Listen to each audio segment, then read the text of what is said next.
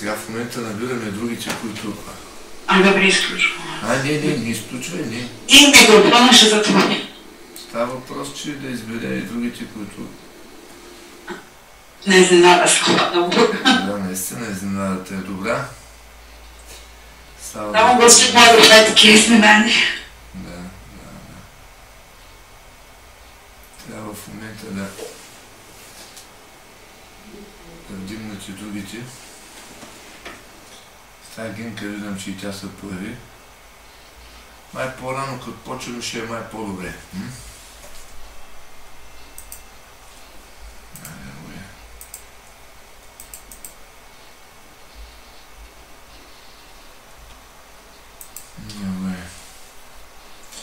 Нека да се помолим. Слава на Бога! Слава на Бога, брат! Слава на Бога! Да го запозная с нашия брат. Всъщност тук има и други братя и сестри в конферентния и аз исках те всички да го събера. Те ще представя някои от тия, които са тук. Сестра Гинка, тя от Варна. В момента си заглушила микрофона. Ще те помоля, Гинке, да си заглушиш микрофона, да запознаеш с братята и сестрите от среща. Слава на Бога! Така да се запознаем едни на други да се запознаете, защото ви познавате само мен, нали, като цяло. Целта на това събиране е да се опознаем едни други и така да се запознаете. Амин? Сестра Гинка, тук ли си? Да, тук съм. Слава на Бога! Слава на Бога! Слава на Бога! Нищо при брата се разпада връзката при брат Ташо. Всъщност, пред тях аз бях на Велик ден. Това е семейството, където бях последния ден. Да. Тук е сестра Снежана, също така. И другата сестра е сестра Роси. Сега в момента сме двама-трима, но там където са двама или трима събрани в Божието име, там е и Христос помежду тях. Среща при брат Ташо има доста хора в момента и не знам дали ще мога да ги изборя кои са, но със сигурност са наши сестри и братя в Бога. Целта за тази вечер да се съберем по-рано е някои практични съвети относно църквата, относно служението, относно нещата, които трябва да вървят по начина, по който трябва да вървят. Значи, брат Ташо, ще те помоля да си заглушиш микрофона, за да... Значи, той, не знам дали виждаш там, където е на таблета, има едно заглушаване на микрофона. Виждаш ли го? Да. Да, ако можеш да го заглушиш, за да не се получава микрофония и само да чувате, да слушате. Амин? Брат Андрей и той тук ще помоля да си заглушите микрофона. Значи това е отдолу там до червената слушалка има един плюс и едно микрофонче, което като го натиснеш е заглушаване на микрофона. Ние няма да можем да го чуваме в момента това, което ви говорите. Ще чувате само мен и по този начин няма да се получава микрофония. Тъй, макар и времето да е рано, но за Бог няма рано време. За Бог времето винаги е сгодно и по всяко време може да го търсим. Амин. Аз предлагам нека да се помолим, да потърсим Господа за мъдрост, за сила и за благословение. За това как да се живеем живота с Него, как да получаваме мъдрост от Него и как да ходим във волята Му. Амин, на волята Му е да благодарим на Него за всичко. И благодарение да бъде на Бога, който винаги ни дава победата, чрез нашия Господ Исус Христос помазаник. Амин. Целта тази вечер да се съберем, пак казваме, служението, начина по който едно служение трябва да се движи и да се води. Защото вътре в служението много хора не са на духа на водача. И те сами по себе си са бунтари или по-точно сираци, които нямат баща, които просто така, когато си се навили на акъла, така си я карат. Но това трябва да се пречупи, защото ако не се пречупи, то ще пречи. И тъй, нека да се молим. Алелуя. Татко, ние издигаме тази вечер Твоето име и хвалим, Татко, и превъзнасяме Твоята слава. Сега Те молим да дойдеш, Господи, да покориш сърцата ни, мислите ни, ума ни, духът ни, душата ни, Господи. И ние Те молим за повече от Твоето присъствие, ние Те молим за повече от Твоята сила.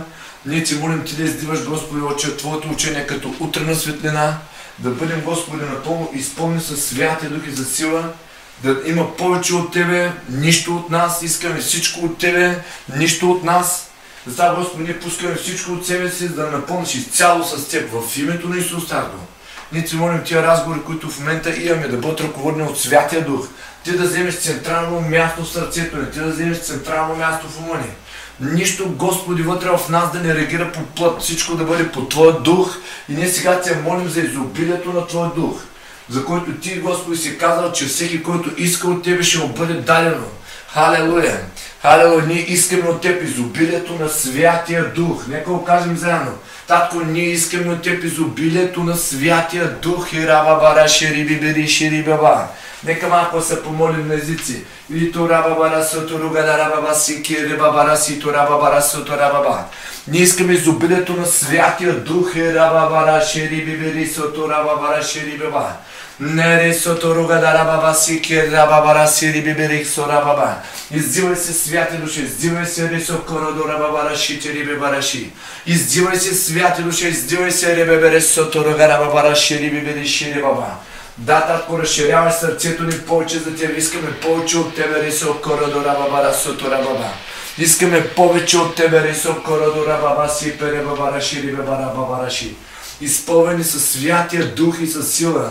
Алелуя, Татко, ние предаваме нашите мисли на Теб, нашето сърце на Теб, нашите дела на Теб, нашите пътища на Теб, нашето виждане на Теб, нашето чуване на Теб, нашия мирис и вкус ние предаваме на Теб, Господи. Искаме Твоята воля, искаме Твоята воля, без сокора раме шикера бабара шеря бабара шеря баба. Алелуя, алелуя, алелуя. Радваме се за победата в Тебе, защото тя е винаги, Господи, винаги бере сокора бабара шеря баба. Ти никога, Господи, не губиш. Ти никога, Господи, не губиш. Татко, Отче Святия Праведник, благодарим Ти, че се намираме в Тебе постоянно.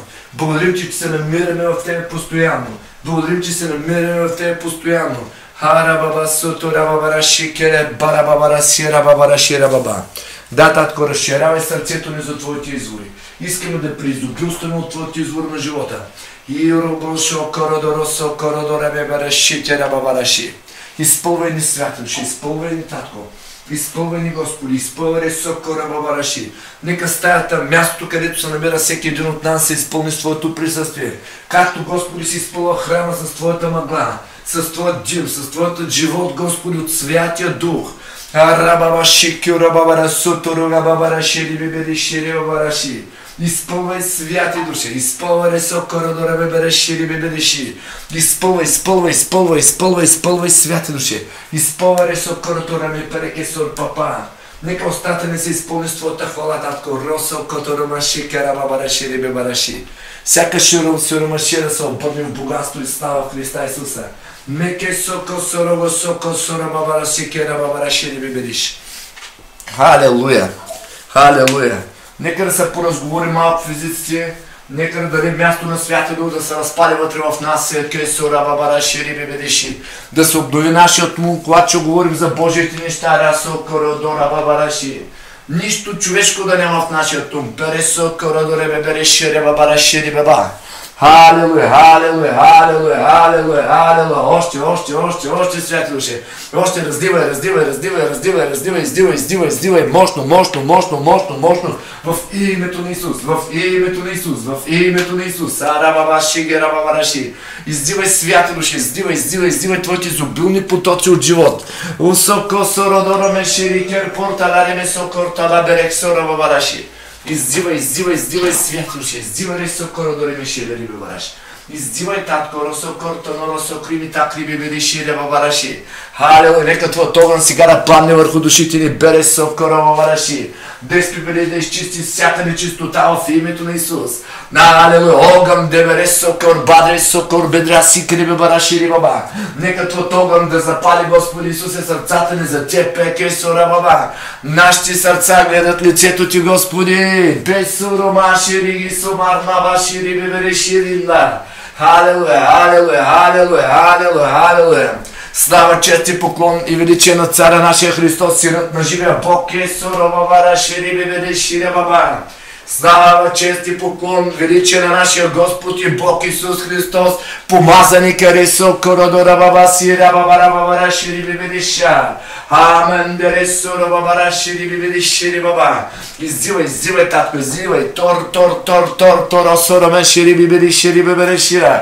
Халелуя. Наторявай нашите гради, наторявай нашите сърца, Господи, с изобилието от живот, с изобилието от живот, с изобилието от живот. Халелуя, халелуя, халелуя, халелуя.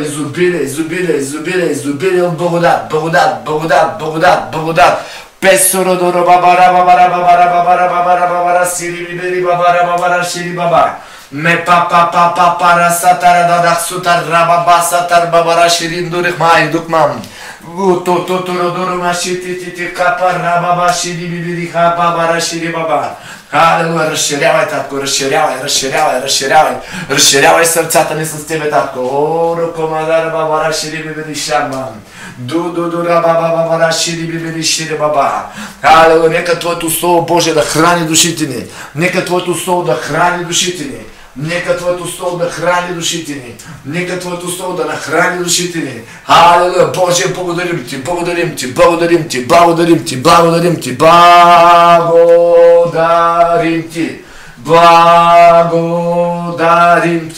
Исура ми бибери шири бибери сур бабара сири бибериш. Халелуя.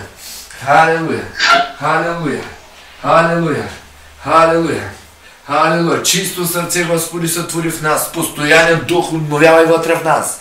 Чисто сърце, Боже. Чисто сърце сътвори в нас. Постоянен дух обновявай вътре в нас. Сики, сороки, сараги, сороки, мектари, щериш. Халелуя. Славен си, татко. Славен си, татко. Повече от Тебе. Халелуя. Слава. Слава на Светия Израилев цар Христос. Синът на живия Бог.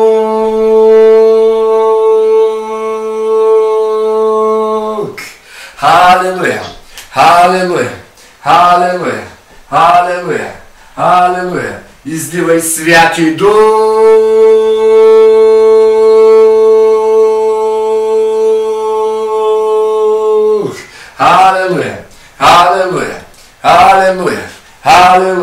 Халелуя. Изливай Святия Дух.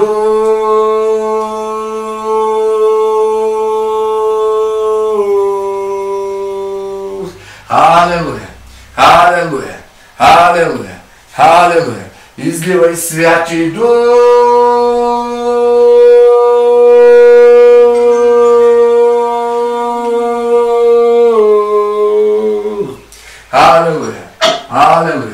Халелуя. Изливай Святия Дух.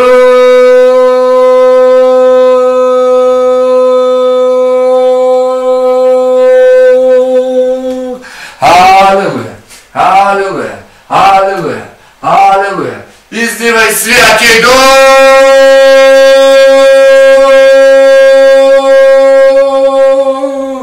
Халелуя.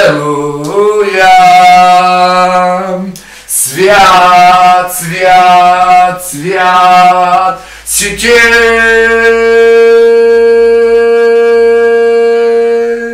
Свят си Ти.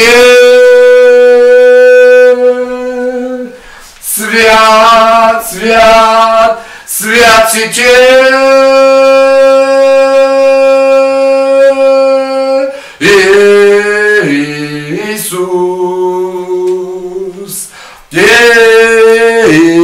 Исус.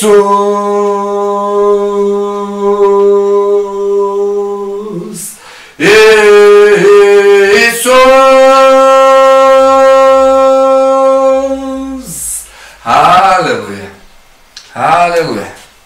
Халелуя! Халелуя! Защо това зашеметяване? Със сигурност е дошло време да се отпуснем Божието присъствие. Но когато се отпускате в Божието присъствие, няма да карам да чакаме, няма да притихваме в момента въобще. Ще ви кажа защо. Целта на всичко това в момента е нашият разум да спре да умува, да спре да философства, да спре да мъдрува, да спре да бърза, нашият ум да се отпусне в Божието присъствие. Това е целта. Всичко в момента, до което в момента стигаме до една единствена истина. Предай пътя си на Господа и Той ще действа. Когато нашият ум е натоварен, когато нашите мисли са прибързани, бързат за някъде, мислят за нещо, те не са склонни да приемат Божиите пътища. Защото ние прекалено сме ангажирани в нашето мислене и прекалено си мислим, че знаем винаги всичко, и понеже не си пускаме нашето си мислене и постоянно стоим в това какво ще правим после, какво ще кажем, какво ще пием, какво ще едем, какво ще облечем, где ще ходим и т.н. Това ни пречи ние да ходим и да следваме Святия Дух. Нашата ангажираност винаги в нас има предварителни преценки за това какво ще правим после, как ще го направим, какво ще кажем и по какъв начин това трябва да стане. И сега това, което ще говоря, е много важно, но това искам да не го приемате като на 100% със сигурност, че точно по този начин нещата винаги ще стават. Нали, това са опитности, които ще споделяме, защото църквата в момента, начина по който този модел тя години наред е растяла, с тия духовни съвети вътре, демократични общества и така нататък, не е можела да развие никакво бащенство, което да предаде като учение на своите синове. Църквата в момента е изпълнена с, как да го кажа, с сираци, с бунтари и с наемници. Църквата в момента е пълна с хора, които не се покоряват и не разпознават вътре в църквата пастира като свой пастир. Те не го разпознават. Нямат уважението към него и по никакъв начин не се покоряват на учението, което той има от Бога в себе си. И такива хора, които идват и не се покоряват и не го разпознават, те нямат нищо общо с служението на пастира, който е вътре в тази църква. Тази вечер искам да наблегнем върху тази област и върху областите, които до сега сме били заблуждани толкова дълги години. Нали? Говорим тия, които са били в областта на тия духовни съвети, събрания и така нататък. Нали, сформиране на комитети, дигане на ръцете, съгласни ли са, не са ли съгласни. Не повече в това да се затвърждават и да чуват гласа на Бога, какво Бог иска, а в нещата, които те си мислят, че трябва да правят за Бога. И много от нещата, които ние си мислим, че трябва да правим за Бога, Бог въобще не ги има в предвид. Той въобще не ги е мислил да ги прави. И когато ние имаме планове да правим неща за Бога, трябва да го питаме той какво мисли по въпроса. И дали това, което ние имаме като цел за Бога, то може да влиза в плановете на Бог, но дали му е дошло времето. Има неща, на които Бог казва да, но не им е дошло времето. Има неща, в които ние казваме, че им е дошло времето, но прибързвам времето и зато и бягаме от помазанието. Бягаме от изпълнението на нещата, нещата не се случват, не се нагласят по начина, по който искаме. Снощи исках да водя този разговор. И понеже аз искам снощи да говоря този разговор, за да говорим върху тази тема, Святия Дух какво направи? Така направи, че не мога да се свържим с нашия пастир Ташо, който е там. Не можем да се свържим снощи с него, не можем да говорим върху тази тема, но точно сега, Святия Дух точно сега нареди нещата да бъдат и сега да се случат. Те, че това, което си е било за снощи, си е било за снощи, пускаме го и се занимаваме с това, което сега Бог иска да се занимаваме. И това, за което ще говорим, е служението. Как едно служение трябва да работи съобразно другите служения. Защото в 1 Коринтияни, мисля, че беше 12 глава, се казва, че са много дарбици и са много службици, но духът е същия. Как тези много дарби и много служби да се свържат и да работят в едно. И там е проблема, че всеки си мисли, че има някаква определена дарба от другия, която едва ли не трябва да се обръщат с някакво специално внимание към него, с специално внимание той трябва да бъде уважаван повече от другите, защото има каква си дарба. И всичко това е една гордост в човека, който си мисли, че имайки тази дарба, че имайки това, другите са му длъжни с нещо. И той ги задължава в много отношения да му обръщат внимание, да му дават първото място, да го изслушват винаги и така нататък, и така нататък, и така нататък. Но нещата при бащинството и синовничеството не стоят така. Учението се предава от баща на син. Павел каза, няма друг подобен на моя дух, освен моето чадо на Тимотей. И той каза, че няма друг на неговия дух. Също Павел казваше, че вие казва, имате много наставници и много учители, но аз ви родих чрез благовестието. Аз съм вашия баща.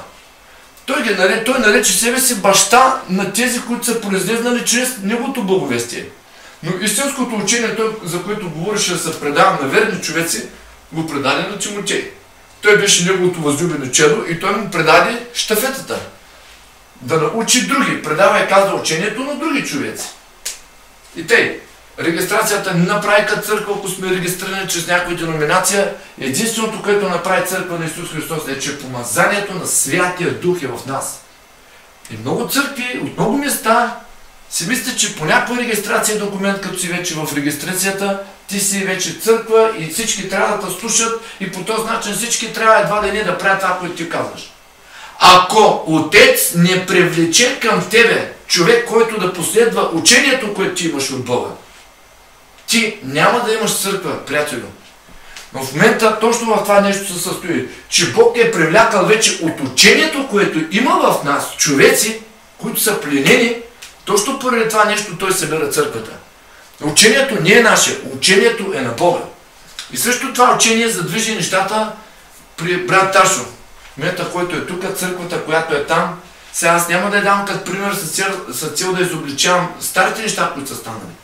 Но с цел да може тази църква в момента, всички тия, които са там в момента да ме слушат, да могат да разберат нещо много важно. Че цялото има много части, но има някои части, които са на по-голяма почет от други части. И те, вижте, главата е Христос. Но ако сърцето е пастира, за който си говорим, според както тупка сърцето, това, което си говорихме и там, според както тупка сърцето, всички части ще навлиза в тях кръв. И какво точно? Живот. Според живота на сърцето, същия живот той ще го предава на другите части. Какъвто пастира, такива овцети. Което ще рече, че пастира е образа на това, които са онези, които го следват. Той самия образ на Бога. Той самия образ на онзи, от който е приучението. Духът на Бога е върху него и този дух води и движи всички останали. И там в тази посока ние трябва да разберем, че ние не можем да вкараме в нашата църква или в нашето служение целия свят. По никакъв начин ние не можем да ги вкараме вътре. Защото те не всички са привлечени от Бога чрез нашето учение. На него, примерно, той е повярвал от Петкан. Петкан повярвал от Иван. Но Петкан идва в нашето служение, което е движено от Господа и той не е повярвал чрез мен. Помазанието по никакъв начин не е протекло, ние сме братя. Нали? Нищо по никакъв начин не отличава, казвам така, да са припираме или да са преварвали двамата. Но Петкан е повярвал от Иван, а пък аз съм повярвал от друг човек. И всичко това, за което си говорим в момента, е бащинство. На него баща му е Иван. Обаче моя баща е друг баща. И когато неговия баща Иван е вкарал нещо в неговото сърце, което не е от Бога, какъвто бащата, такъв и сина. Колко религиозни учения познаваме, които бащата е предал на сина неправилни разбирания за Бога. Според както той си ги мислил, че ги разбира, ги е предал на детето си. Колко учители предават неправилни неща на учениците си и те произвеждат след тях други ученици, които са научили на нещо неправилно. Да проклинаме не е правилно, но ако аз съм учил някой в тази област да проклина, Какъв ученик ще се произведе от мене? Много ясно. Ученик, който няма нищо общо с истинското християнство. Защото Словото каза, ако научите така човеците, защото каза, нито точка, нито чертица от закона няма да изчезне. И ако ние научим микрофона, брат Андрей, или там който е, искам да ви кажа, ако ние научим така човеците, както Бог е научил нас, ако ние ги научим по начина, по който Бог учи нас, ние ще имаме успехи. И тези ученици ще произведат след себе си други ученици, които ще имат успех. Но сега въпросът е относно ученичеството и бащинството.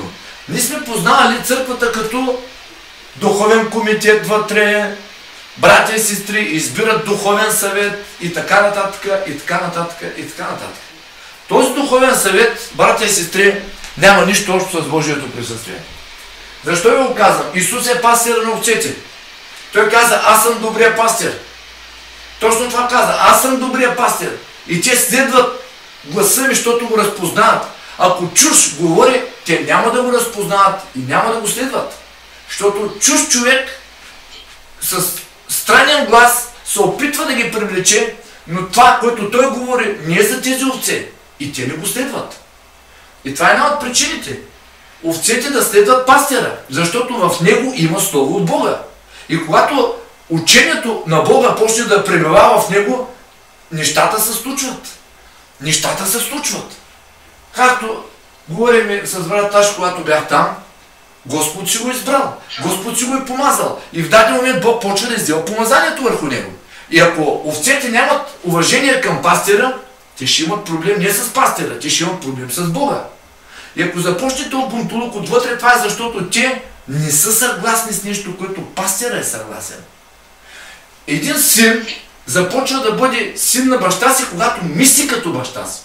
Исус Христос е син на Бог Отец, защото мисли като Бог Отец. Той не каза на Бог Отец, не съм съгласен с това. Ти знаеш, че отче, че там това нещо бъркаш. Такова нещо няма да видите. Защото по никакъв начин сина не може да научи бащата. Бащата ще научи сина. Това, че някой е по-възрастен на години, това не го прави да бъде баща във вярата. Това, че ти си по-възрастен на години и си преживял много неща, това не те прави озряла ябълка. Ти може да си още една зелена круша, която има нужда да бъде научена от Бога. Това, че ти имаш някакво познание за Бога, си чел Библията и така нататък, това не те прави озряла круша. По никакъв начин ти не си озрял. Ако нямаш разбиране и откровение от Господа, което Той да ти е предал. И тъй, върху тази основа, каза Павел, аз положих основата, но друг след мен ще строи на тази основа.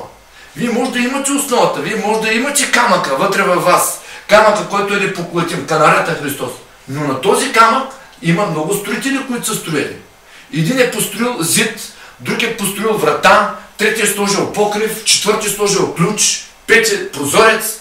И всеки един строител се е занимавал с постройката на този човек.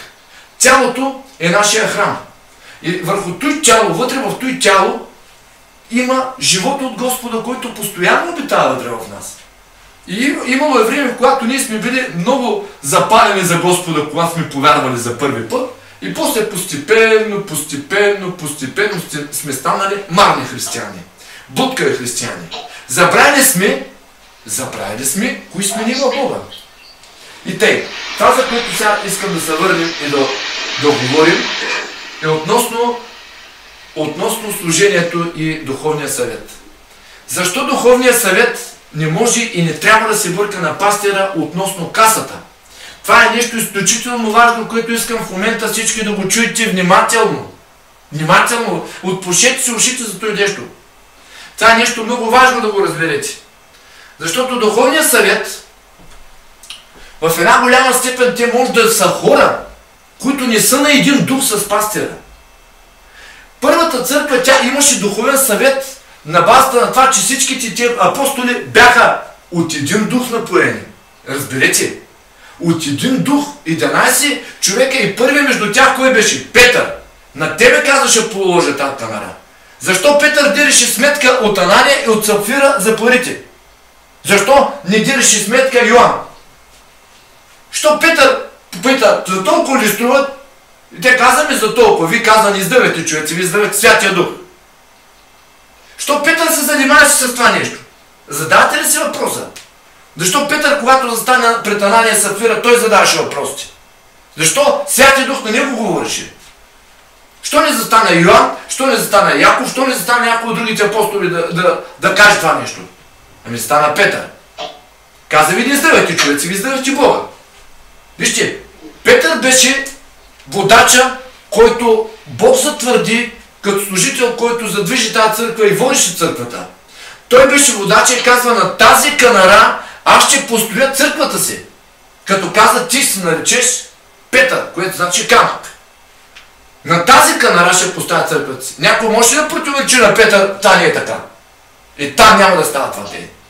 Вижте, Петър не може да се занимава с всичко. Бог се определи хора, с които се занимаваха в областта на храната. Защото казва, редно ли да оставим Божието Слово и да се занимаваме с шетане? Самия Петър го каза. Редно ли е? И като избраха 7 човека, между които беше Стефан, те ги избраха и ги помазаха и Святия Дух беше върху тях. Те се занимаваха с определената работа. Зато ви казвам, че когато Святия Дух помаже един човек, той ще бъде човек, който е на духа на пастира, на духа на бащата. Той няма да бъде човек, който противоречи с пастира. Никой път. Един човек, който няма нищо общо с пастира, той не може да бъде в никаква служба в църквата. На никакво служение не може да бъде вътре. По никакъв начин. Петър, това беше първото нещо, което той стана и голям страх обзе всички. Защото те издъха колко струват. Това беше препъни камъка. Да задържат част от парите в нивата. И понеже те ги задържаха, Петър каза, вие не издържате човеци, вие издържате Святия Дух и знаете случката, Святия Дух дойде и отне духа им. И след това жената дойде и тя издъга по същия начин и тя беше убита. И тя беше убита и всъщност духа и беше взет и тя почина. Искам да ви кажа, защо ви казвам всички тези неща? Не с цел тук да придобиваме страх, с цел да разберем едно нещо. Църквата е движена от Святия Дух. И когато нещо не е движено от Святия Дух, ние сме тия, в които да изберем да стоим ли в това място или просто да се махнем оттам. Но нещата не са винаги тъй. Ние винаги не можем да се намерим идеалните хора. Аз съм търсил идеалната църква с идеалните братя, с идеалните сестри. Никога не ги намерих. Просто в един момент почваш да гледаш на тяхните слабости, на тяхните грешки. Човек без грешен няма. Има грешки. Дали си ги признава, дали не си ги признава, това е между него и Бога. Но той има грешки. Такъв, който е да каже, че не е грешил и е безгрешен, няма. Всички правим грешки. Но ако ние гледаме на грешките, със сигурност ние няма да намерим идеалната църква, няма да намерим идеалния служител, няма да намерим идеалните братя и сестри. Всички са и ние също ще казваме. Нищо не става то, нищо не става другия, защото ние гледаме и се фокусираме върху тяхните грешки. И тъй, да продължим за това, за което говорим. Относно касата. Юда беше един от 12-те, той държеше касата. И той крадеше от касата. Това е нещо, искам, което пак да го кажа. Юда беше един от 12-те и той държеше касата. Той беше един от тях, които взимаше от тази каса и крадеше от нея. Не му пукаше толкова за бедните, отколкото от това дали може да вземе от парите, които бяха вътре в нея. Искам да ви кажа, сребролюбието е коренът на всяко зло. Това е писано, това е истина. Внимавайте да не би парите да заблудят вашия ум. Но преди всичко искам нещо много важно да кажа. Когато ние даряваме нещо в Божията каса, ние не сме хората, които да отиваме и да делим къде отиват тия пари. В момента, който ти ги пуснеш в плика и там в място, където ги правиш като дар Господу, ти забравяш за тези пари, те не те интересуват повече. Чуйте ме внимателно.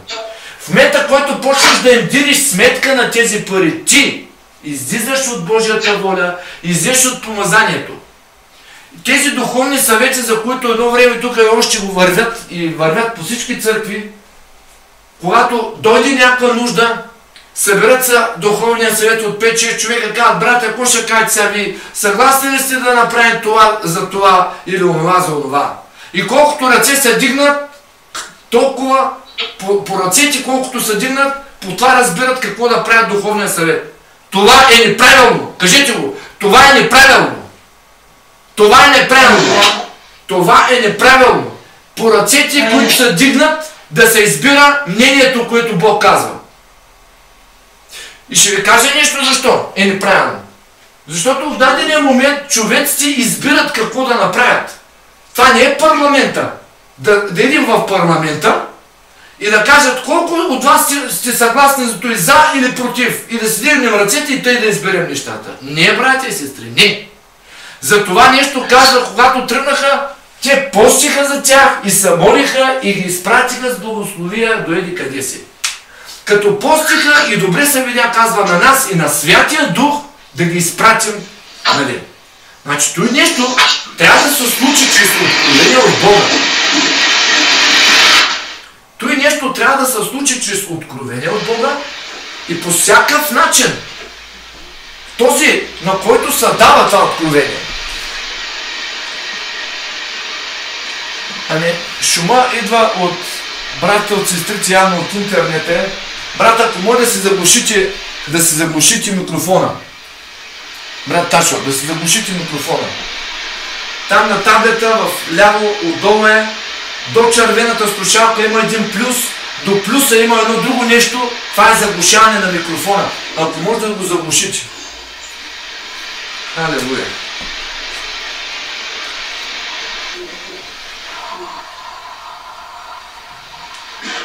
Защото интернета ви като падне, почва един шум. Само го натискаш и то спира. Супер. Така.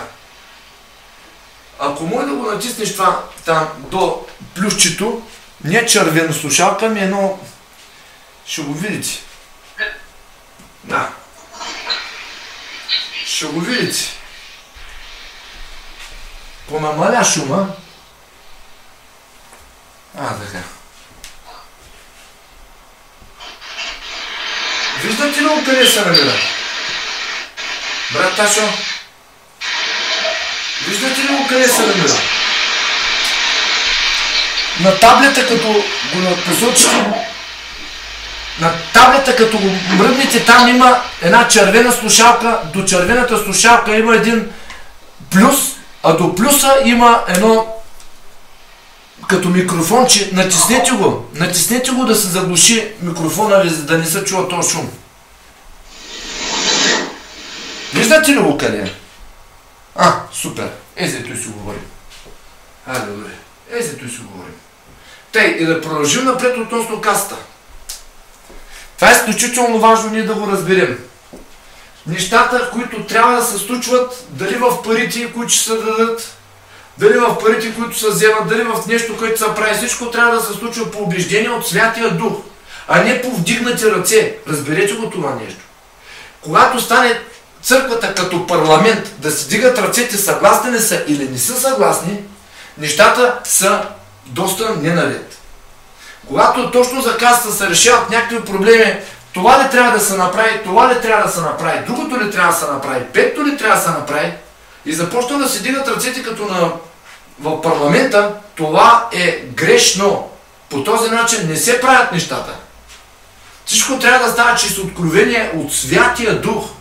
Защото пак казвам, когато Петър и другите изпратиха Павел и Варнава, каза, ние постихме и добре се видя на нас и на Святия Дух да ви дадим тези и тези неща да правите. Да не се докосвате до свинско, да не едете това, нали, не за яденето, не за пиенето, а за идоложертвеното. Да не ядете идоложертвено и да нямате общение и да бъдете блудници. Защото всеки друг грях е извън тялото, а този е вътре в тялото. Тези неща им се видя за добре да им кажат да правят. Другите не им ги наложиха като правила.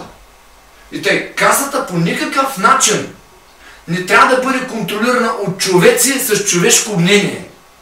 Единственият начин, за който искам да ви кажа, всички пари, които по някакъв начин съм имал достъп до тях, извън десятъка и самия десятък и всичко, което е било, не е било за целите дори на служението ми.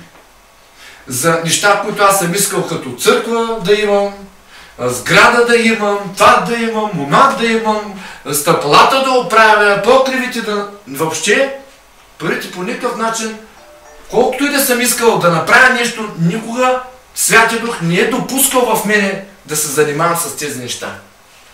Винаги нещата са се случвали по един нестандартен начин и сумите, които съм имал, нали, това го говоря от опит, сумите, които съм имал и са идват до мене, са били наистина в точния момент, на точното място, за точния човек, който има някаква нужда, която е извънредна.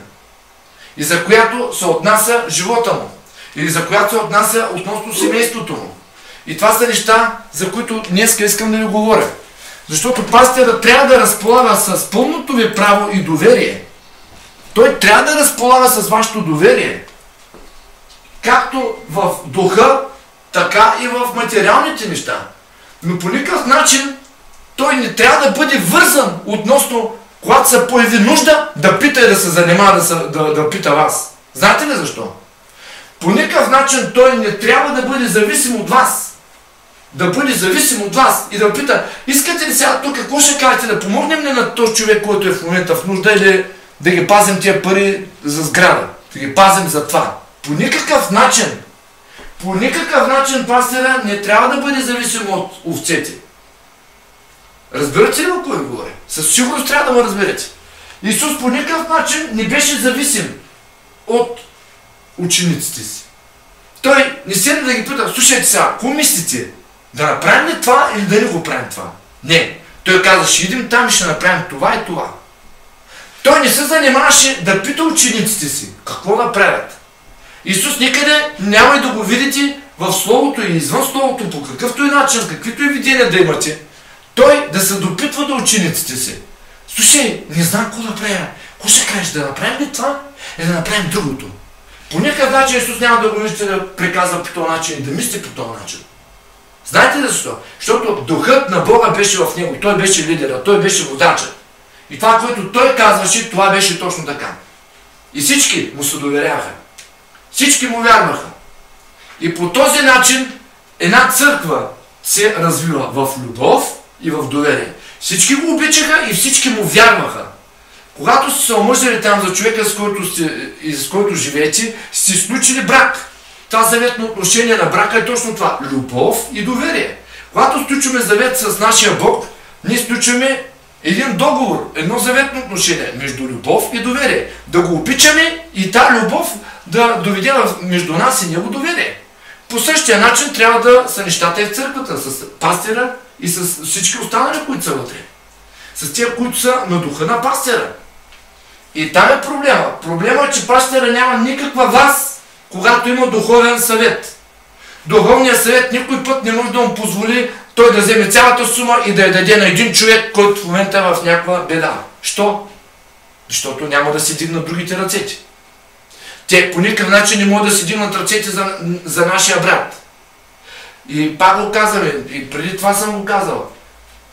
Нали, и даже и там, когато бях. Някои от хората, които са тук, знаят за това изпитание, през което аз преминах. Имах наистина една много голяма сума пари и тази сума пари не я запазих нито за нуждите си, нито за нуждите на служението, в което по някакъв начин аз си имах планове и да правя или и да правя за служението. По никакъв начин. Появи се човек, който повярва в Господа, кръстил Господ със Святия Дух и започнаха систематични проблеми в живота му. И то един след един в сектора на финансите. Нещата, през които аз бях преминал преди няколко години, същите неща започнаха да се случват с моя брат, който ти първа сега повярва.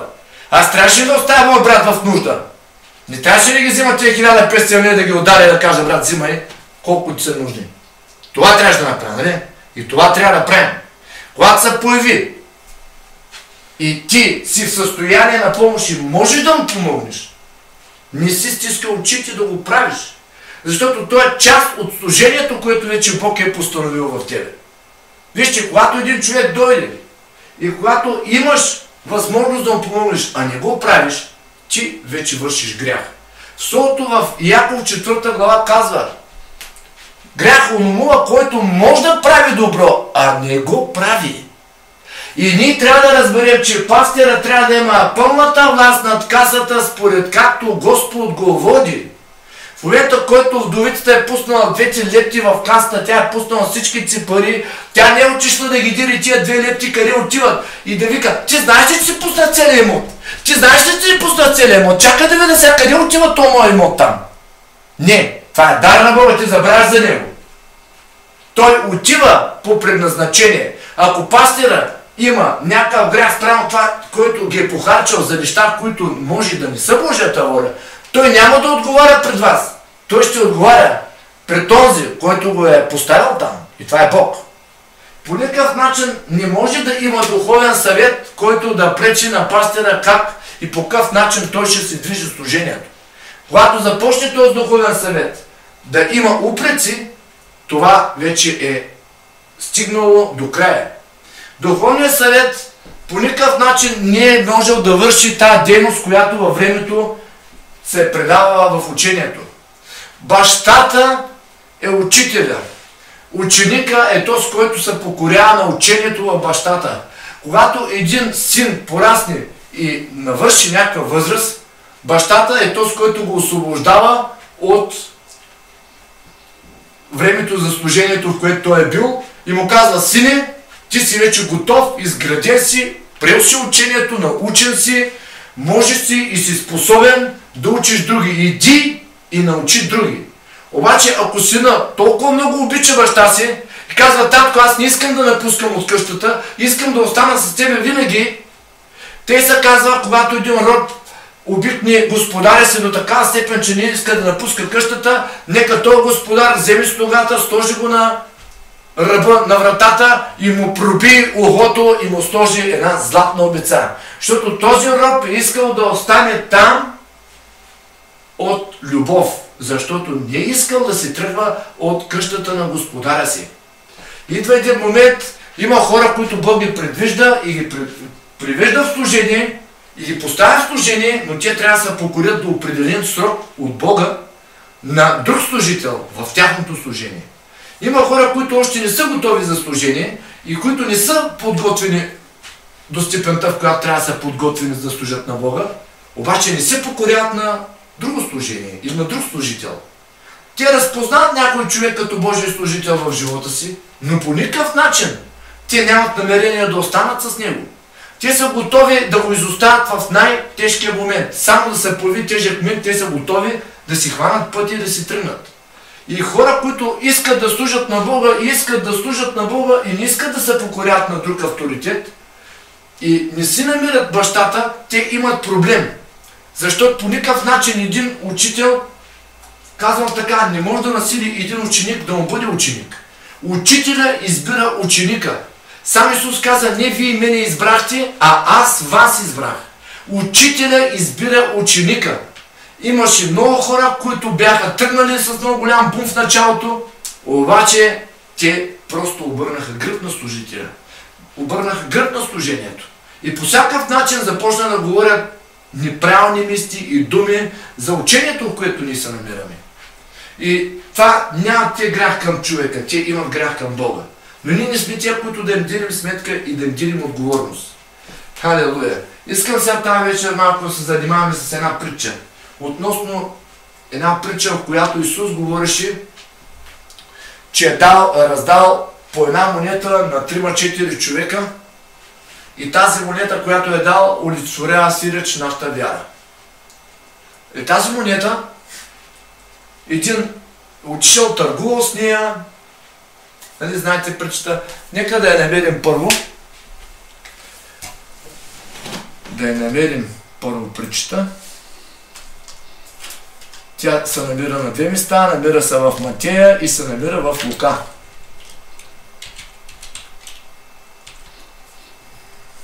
Така. Нека да я поставя тук между вас.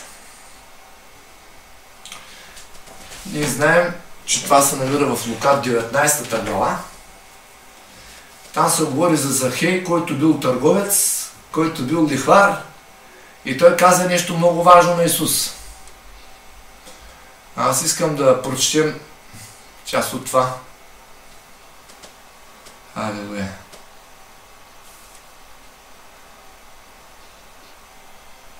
Нека да прочетем почти цялата глава. От 1 стих до 27 стих. Няма да я четем цялата, но почти цялата казах.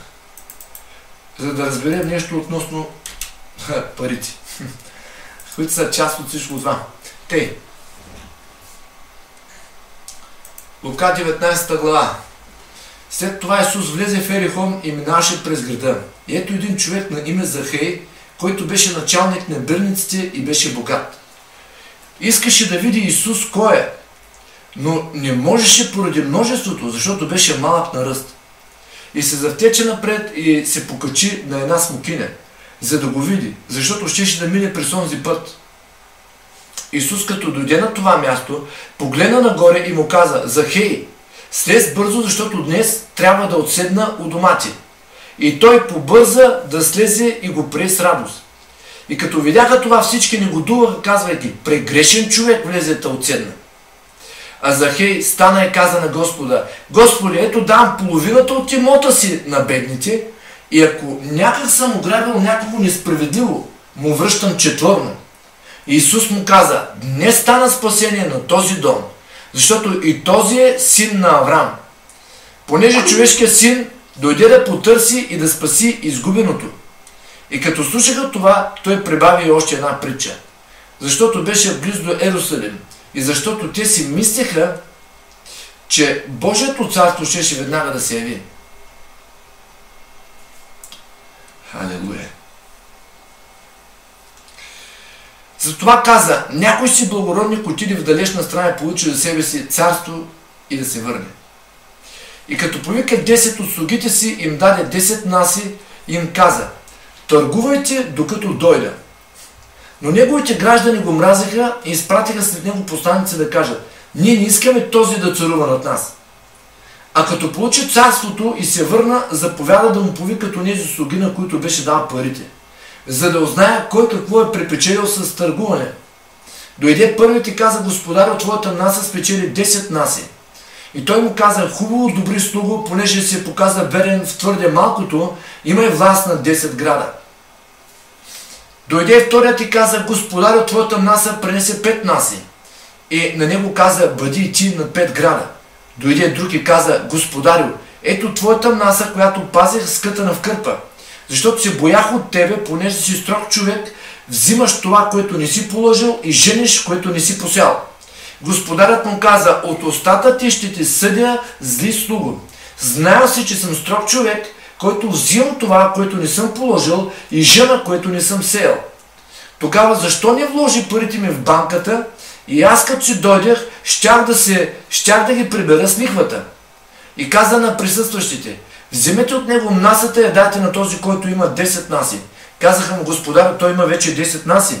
Казвам ви, че на всеки, който има, ще се даде, а от този, който няма, от него ще се отнеме и това, което има. А онези мои неприятели, които не искаха да царувам на тях, ги доведете тук и ги посечете пред мен. Аз искам да забележите точно тези думи, които господаря, който вярваме, че е нашия Господ, ги казва в 23 стих. Точно аз ще го поставя тук пред вас, за да наблегнем точно върху този стих. 23 стих от същата тая глава.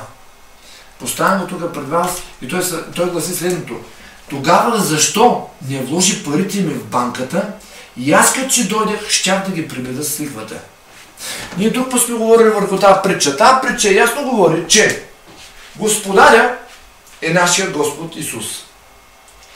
Парите, които той раздава на всеки по една наса, това е неговия дар относно вярата.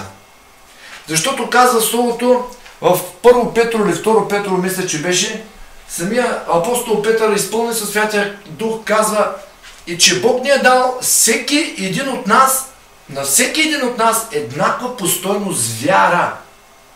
И точно тази наса оприличава, че това е вярата, която Той ни е дал.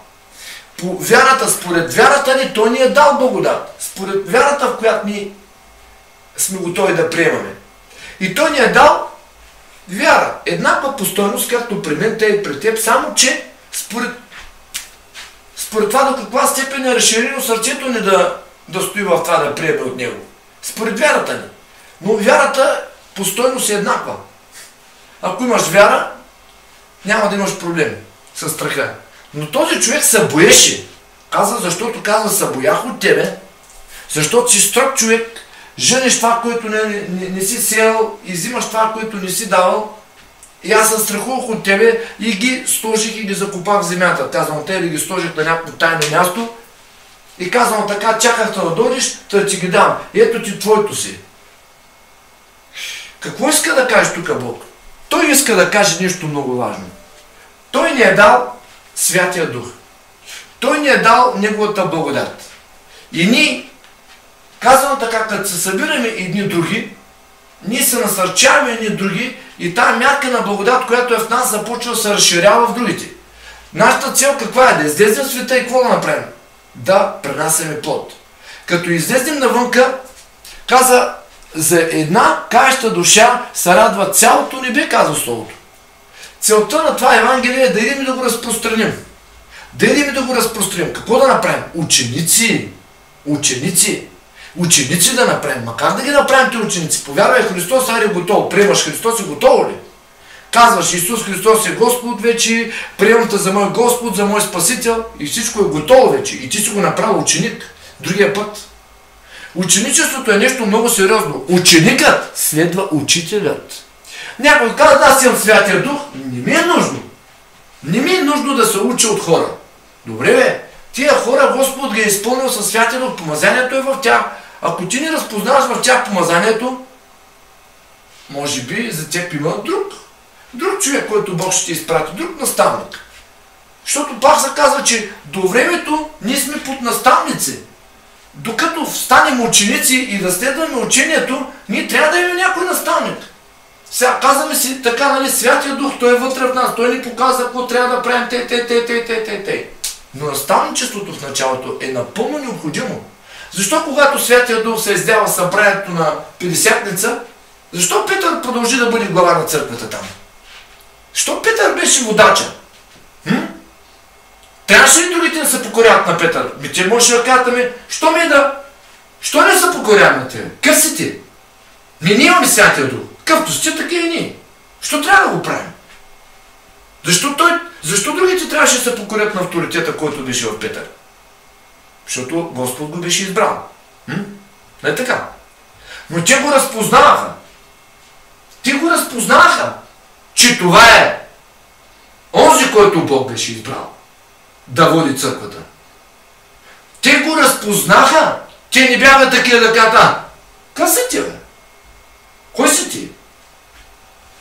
Против, силата на Святия Дух Петър беше много мощна и силна. И действието на Святия Дух работеше мощно и силно. И всички в Петър разпознаха лидер, водач. Те разпознаха някой мранкаро. В него разпознаха водач. И когато Филип отиде и кръци само в името на Исус Христос, те извикаха апостолите и полагаха, казва, ръце и Святия Дух падаше върху тях и те приемаха Евангелието. Те приемаха силата на Святия Дух и почнаха да говорят езици. И Симон, който завидя, предложи да купи с пари Святия Дух, с пари да го купи. И Петър се обърна към него и какво му каза? Първите с тебе заедно погина, защото си вързан в горчива жлъчка. И Симон го фана страх. И каза, дано не се случи с мен това. Помолите се за мене. И Петър смекчи темпото. Що? Защото Симон разбра грешката си. И тъй, нека малко да вникнем върху точно това, този дар, тази паричка, тази парали, както искате го наречете. Защо Господ каза, дай ги в банката? Защо не ми ги дали в банката и там да се умножат, а ги закопа в джоба си? Кой иска да каже Господ тук? Коя е банката? Коя е тази банка? Това е банката, где се каза ли? Не. Това не е банката, де се казва. Това е църквата. В църквата има много такива пари. Много хора, които имат дар вяра, според мярката, която ми е дадена. И тези хора, като се съберат, вярата се умножава в тях. И точно това казва Господ. Ако ти не можеш да излезеш на пътя да пренасяш плод, да привлечеш някой и да го направиш ученик, за да се изгради и той като тебе, до мярката, в която си ти, ами да беше отишъл в някое друго служение. Да беше отишъл и разпознал Господа или Божието присъствие в някои от църквите, които бяха около тебе. Но ти не отиди дори до там. Точно това Господ казва. Защо ти не даде парите ми в банката? Което ще рече, хубаво, добре, срамта пред комшията да говориш за мене, срамта пред родителите се говориш пред мене, срамта пред семейството се да говориш за мене, срамта това да направиш за мене. Добре, защо ти не отиди в църквата? Защо ти не отиди в църквата и защо ти там не започна да служиш според това, което имаше? Ти имаше. Защо не го направи? Ти имаше възможност да служиш в църквата. Можеш да подпомагаш на църквата с това, което имаше. Дали в финансите можеш да подкрепиш служението на пастора, който е там и на служителите, които бяха там, в целите на служението, което те имаха. Защо не го направи? Защо си стоя вкъщи и се стиска във всичко това, което имаше? Ти ще го загубиш. Ти го губиш. Искам да кажа относно парите, защото те са една от големите причини на църквата да бъде като разделена. Защото всеки, който си дава десятка, каза, аз не знам този десятък къде отива. И това е една от била от причините хората да не дават. Защото те викат, сега той ги дава за той, за той, за той. Ами аз не съм съгласен за той, който ги дава пастира. Няма да ги давам. Няма да ходя на църква. Щом няма да ходиш, приятелю, ти си като този, който дори не иска да влезе в банката, дори в света не излиза да пренася плод и си като един бунтар. Да, ти си като един бунтар. И бунтаря много скоро ще бъде отсечен от плана. Що? Защото Бог с бунтаря няма да се занимава. Сираците, които нямат наставник, които нямат баща, които дори не искат да се покорят на този авторитет, които не се движат дори в собственото си служение, а постоянно плюят другите служения и си стоят в едно огорчение срещу другите, те ще бъдат отсечени. Те ще бъдат отсечени. И в това нещо тук е много важно да го разберем. Ние, ако имаме нашето собствено служение, и вече е дошъл момента, в който да се отделим от банката, да се отделим от църквата и да започнем нашето собствено служение, тогава Святия Дух се занимава с това, то да се движи това служение.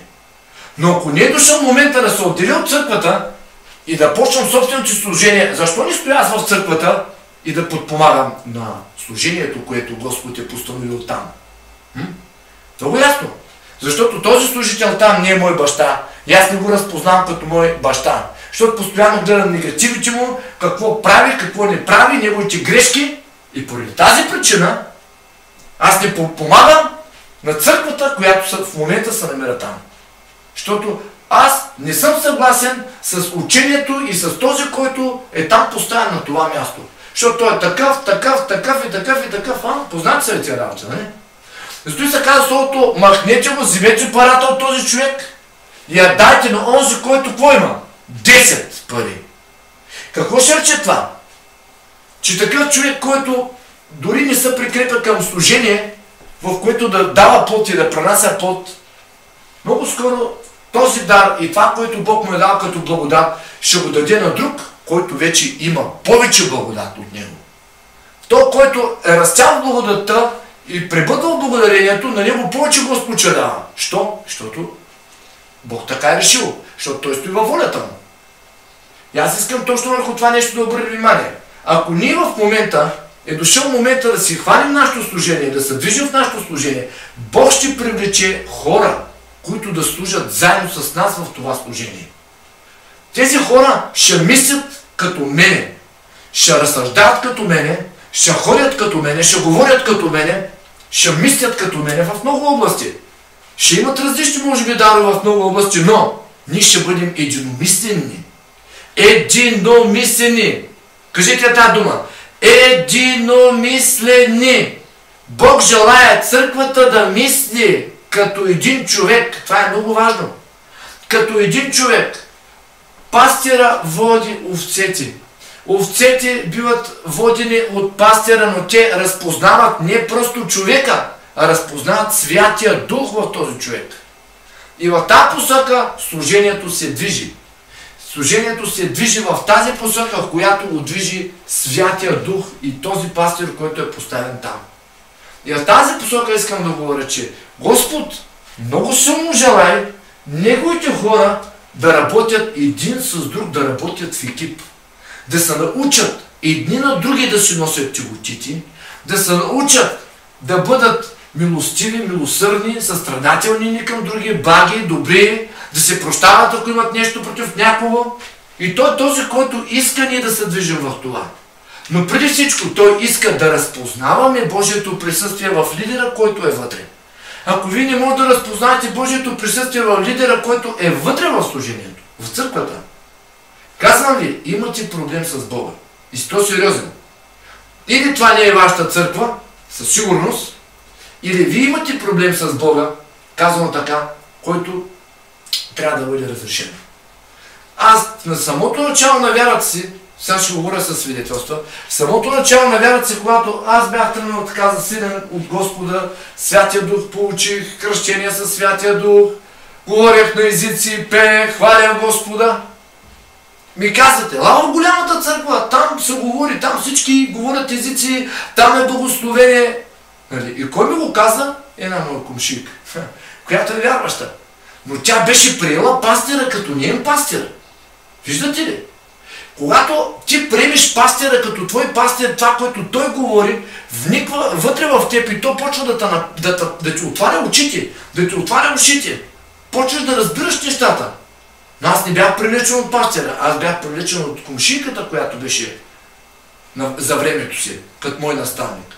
Аз бях още млад във вярата, тя пораснала, ми казва ела на църква. И отиваме на църква, обаче аз не разпознавам този човек като мой пастир. И се противях на това. Какво ще правя аз там? Защо трябва да си дам десятка там? Откъде на къде? Правят стъпала, замазват стъпала, правят стъпала, тук мажат, там се изронило нещо, мажат го. Дават пари за толкова външни неща, ми хората гладуват. Колко главни братя и сестри има, за които трябва да се погрижи църквата? Нали точно това казва Словото? Че нашите тела са храм на Бога. Исус каза, разрушете този храм и в третия ден аз ще го вдигна. Той тяло е наш храм. Ако ние не се погрижим за Божия храм, Господ за нас ще погрижи. Нашия брат, неговото тяло кое? Негов храм. На Бога храм. В него обитава Святия Дух. Можем ли да оставим нашия брат гладен и жаден? Когато имаме с кого да му помогнем, пък правим стълбите там, правим, керамидите сменяме, той сменяме, оной сменяме, можем да оставим нашия брат гладен? Трябва ли да го оставим гладен? Не трябва да го оставим гладен. Не трябва да го правим. Не трябва да го правим това. По никакъв начин. Брат Таня, ще помоля микрофончето да го заглушиш, защото падна връзката. Само да го заглушиш. Супер. И тъй, да се върнем върху това. Можем ли да оставим нашия брат и сестра в състояние да гладуват, а ние да се занимаваме с тухлите на сградата, отвънка? Що не се занимаваме с камъните вътре, а се занимаваме с нещата отвънка? Съгласен съм, слава на Бога. Бог може да благослови мястото. Бог може да даде по-голямо място. Бог може да разшири служението. Но вижте, ние трябва да се занимаваме наистина с важните неща. Има хора, които идват за хляба и за рибата, наистина. Хора, които по някакъв начин не се интересуват от Бога. Хора, които знаят по принцип, че ще има ядени и ще има пийни. И ако днеска има ядени и пийни, ще дойдат. Обаче ако утре няма ядени и пийни, няма да дойдат. Ако днеска им заколиш агни, утре пак трябва да им колиш агни, защото иначе няма да дойдат. Ако днеска им направиш курбан, но утре да им направиш курбан, те не идват. Има и такива хора. И ние не говорим за тях. Но говорим за братя и за сестри, които са в крайна бедност и живеят на ръба на мизерията. И ако ние в даден момент се движим в помазанието и те се вика, дойде момента, в който ние трябва да помогнем, но не го правим, трябва да се замислим за това нещо. Защото имаме силата да правим добро, но не го правим. И това е грях. Имаш силата да правиш добро, но не го вършиш. Това е грях.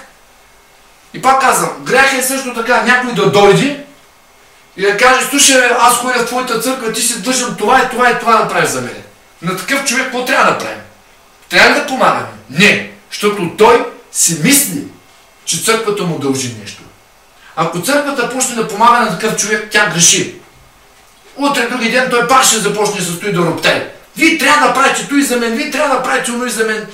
Трето, пето, шесто, седмо да правите за мен, осмо да правите за мен, девето да правите за мен, десето да правите за мен. Аз ходя тук толкова години, посещавам църквата ви, служа в това, служа в това, пето, шесто служа. И дай сега, като служиш във всички тия работи, да почнеш да обвиняваш хората, които са вътре, че трябва да направят нещо за тях, пък не са го направили. Това трябва ли да помагаме на такъв човек в даден момент? Отговор е не. Той е неблагодарен. Защото той е неблагодарен и ние поощряваме неговата неблагодарност с благодат. Не трябва да го правим.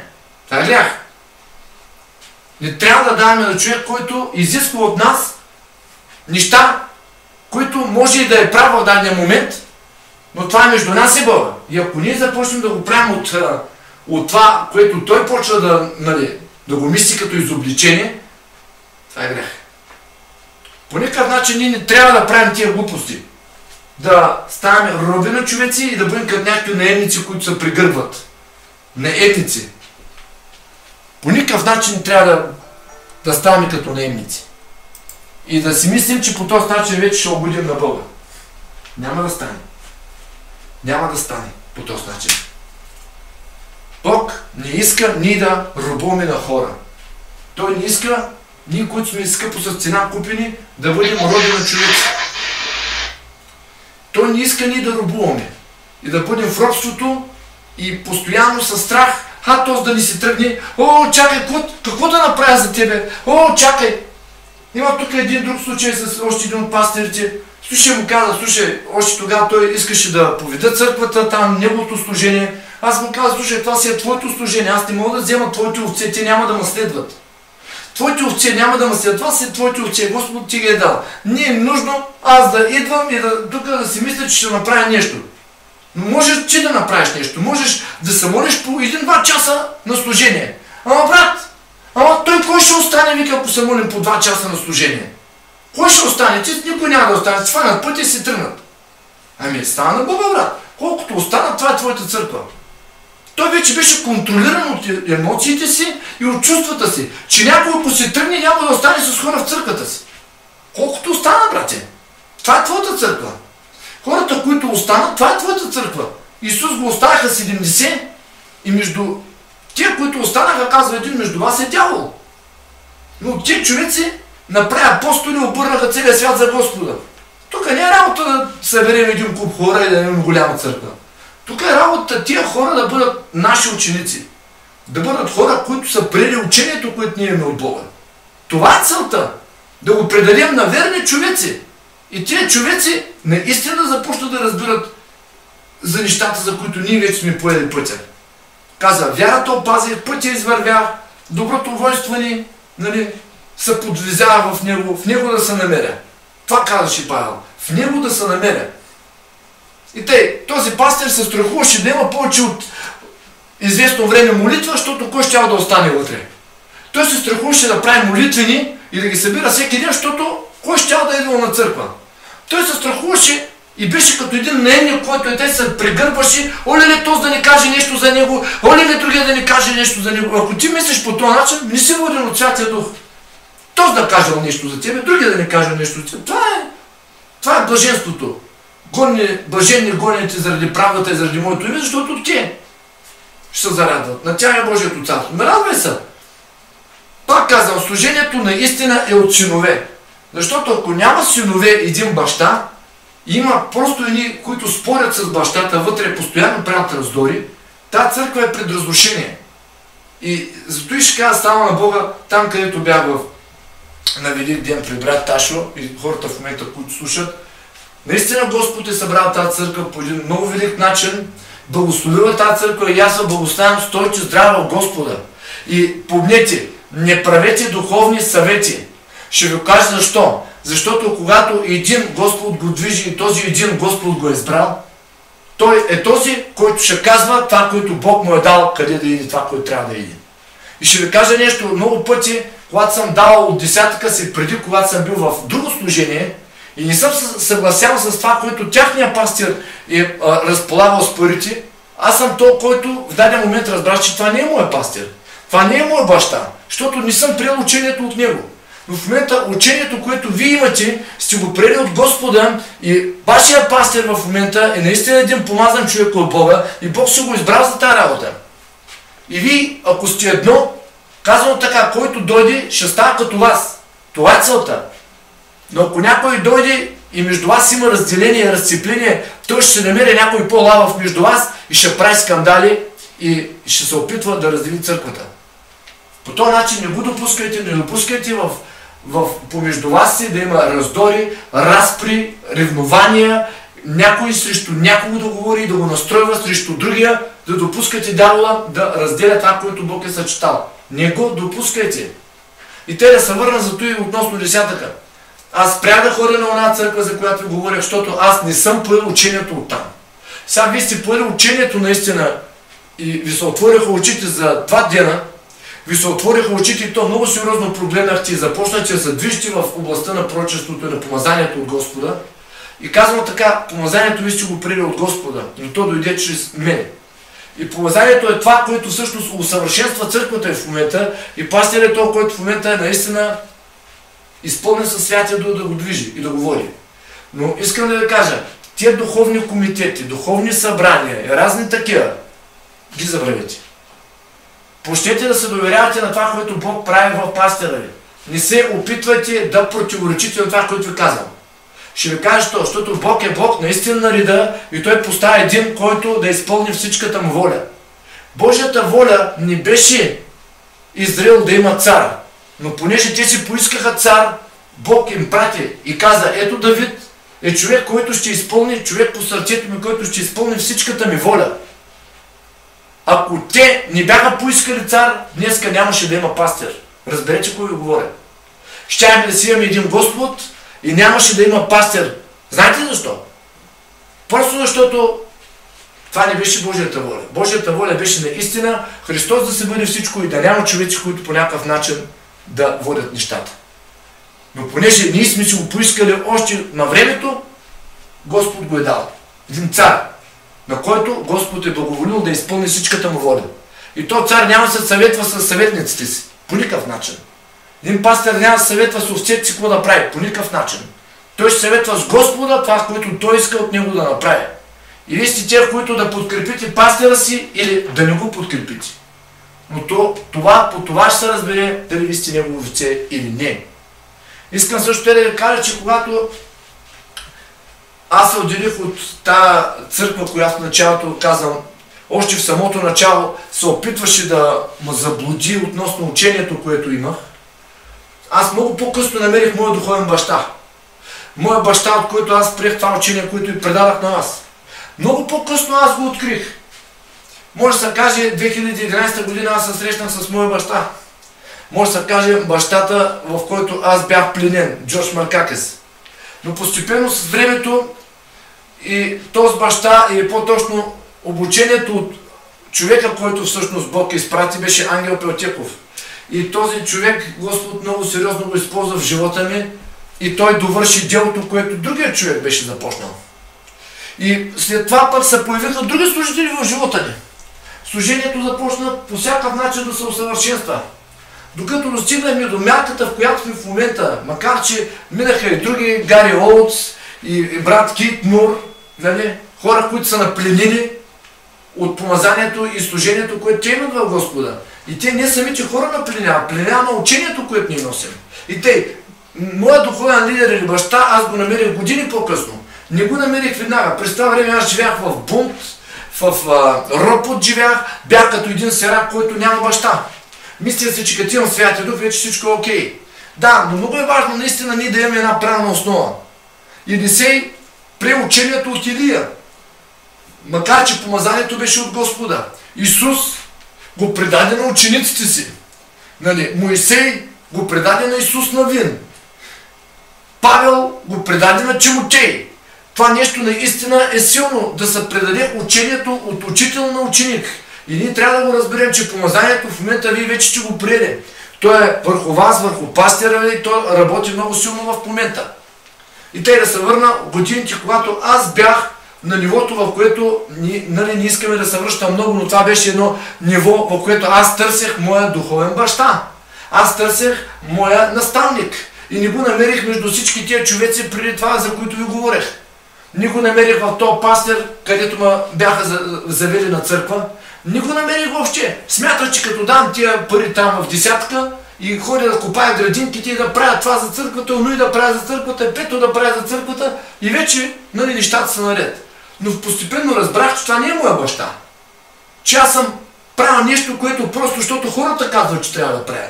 Когато ние не разпознаваме нашия баща, ние правим нещо по плът, което не угажда на Бога.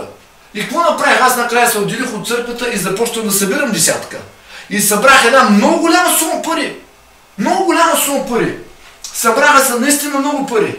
И мислех, какво да викам Господи да направя за тебе. И викам, сега Господи, с тези пари мога да купя много нови завети. И да раздавам на хората нови завети, да купя нови завети и с тези пари да...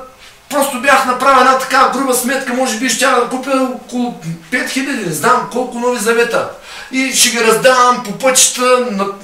Моето благовестие беше навсякъде. По улици, по огради, по автогари, въобще не ми пукаше къде на кого ще говоря за Бога. Абсолютно бях свободен да говоря за Господа, но аз все още нямах духовен наставник. И си мислех, че това е достатъчно. Мислех си, че това е достатъчно. Докато започна да се моля Господ да ме срещне с правилните хора. Това ми беше молитвата. Господи, искам да ме срещне с правилните хора. И знаете ли какво се случи? Тия пари, които бяха в десятъка, това бяха много големи, много пари за това време. И те бяха доста солидна сума пари. И аз вече си го бях навъртял на пръста да купя нови завети.